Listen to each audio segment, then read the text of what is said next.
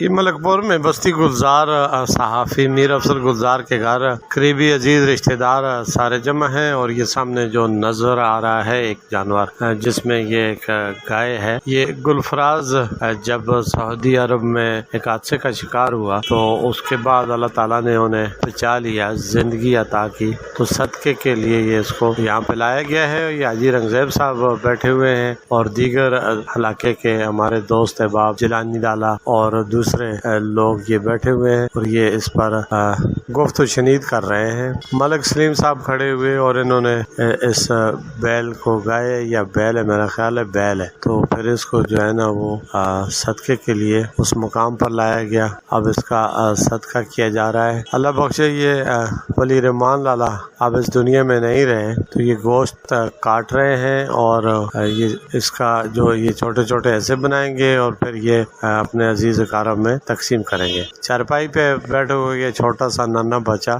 آج یہ ماشاءاللہ 6 سال کا ہو چکا ہے اور سردار عبدالہادی اس کا نام ہے، اور اس وقت یہ کلاس KG میں پڑھ رہا ہے۔ یہ اس وقت میرا خیال ہے 1.5 سال کا تھا، اور یہ سامنے گھر کے مناظر ہیں۔ صحافی میر افضل گلزار کی گاڑی کھڑی ہے اور یہ اس کا گھر ہے۔ اس وقت دوسری منزل کی نہیں بنائی تھی، تو یہ سامنے پرانے والا گھر ہے۔ تو یہ یادیں تھی ماضی کی جو ہم نے اس کو سیو کر لیا کہ کس طرح وقت کے ساتھ ساتھ بہت کچھ بدل جاتا ہے۔